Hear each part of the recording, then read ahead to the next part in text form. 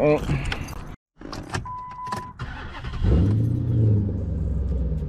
going on, Exotic Gang? It's your boy Run to Exotic. Your boy Run to Exotic back with another video. So today we got a pretty cool video.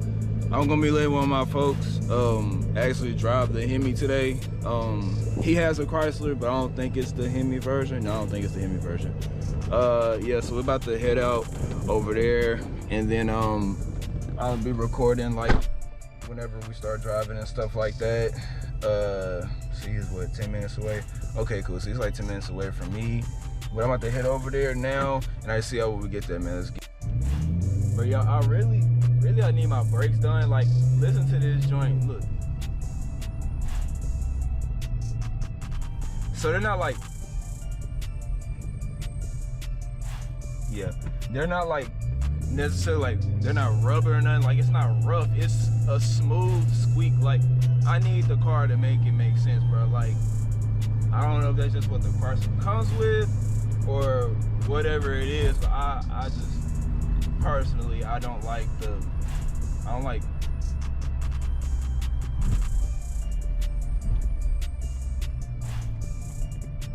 yeah, anyway.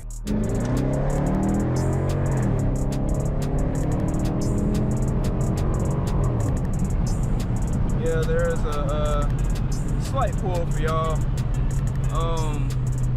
I like the way that the gears sound whenever I go through them, and you know, you just get a little. Okay, calm down now, please, and thank you. Yeah. Personal note: this car here with this specific engine is not meant for people who are new to driving, especially if you know that you like to go fast. This is not the car for you. And this is just the base model Hemi. This is a base model Hemi. So if you don't know what you're doing, I just would not advise you to get in the driver's seat of one of these and try to do some donuts or burnouts and stuff like that, because y'all don't know what you're getting yourselves into.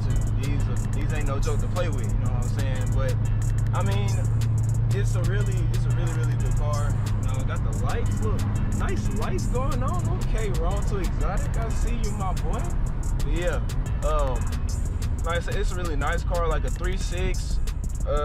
I would advise for new drivers. The light is green, my guy. What are you doing? Oh, you don't have the green arrow. That's what it is. He doesn't have the green arrow, so he's waiting on everybody else to go ahead and cross. It must suck driving the 18-wheelers, because sometimes I know, like, pedestrians, we tend to be real jerk. So, yeah, I bet I don't even want to guess at how that feels to be a truck driver, to deal with the pedestrians, because it's already bad enough that I stay in Nashville. And if any of y'all know, Nashville folk cannot drive worth a crap. So, you know what I'm saying? It's probably ridiculous coming through here, trying to get to where you're trying to go because it's your job. And then you got people like the Nashvillians driving around. And then especially when you get to Antioch, sheesh, we're bad for truck drivers out there, man. But, you know what I'm saying?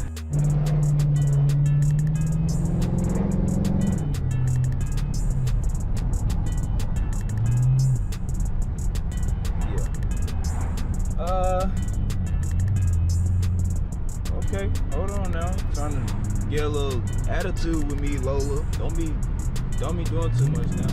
What'd I just say?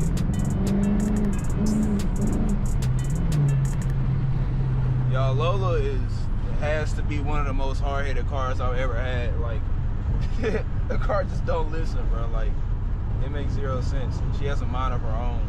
But I love this car, man, honestly. FYI, like a lot of people were saying, you know, Chryslers are bad, what to do, that Chrysler gonna give you a lot of problems. Yeah, so the Chrysler give you a lot of problems when you're a person like me, but also a positive side to it, you should be ready for those problems. Y'all wanna, all the old heads and stuff wanna hop in these cars and think that they supposed to run perfectly fine. Yo, get over it, yo. Is you good? Like, is you good, mate? What are you doing, man? Stay on your side of the lane, my boy.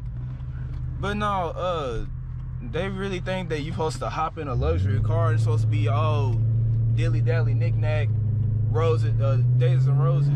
No, that's not the case, bro. Like, you get a car like this, you need to expect problems to come with it. Like, I hate when people do that and then they be like, I wouldn't advise you to get that car. Get whatever you want, because it's a personal experience for everybody. Like, yeah, okay, you might run into a bad car. Like, okay, everybody's probably gonna run into a bad car, maybe eventually.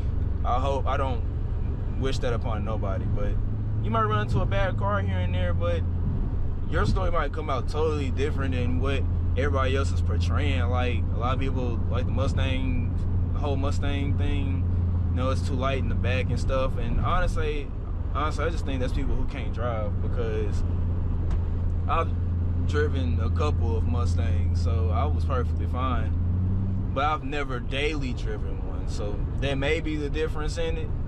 And honestly, quite frankly, that might make the difference again, because I'm daily driving it, so I'll be more used to it and stuff like that. And don't get me wrong, a car can do something different on you every time, or whichever time. You can do something right 100 times, and then 101 you mess something up.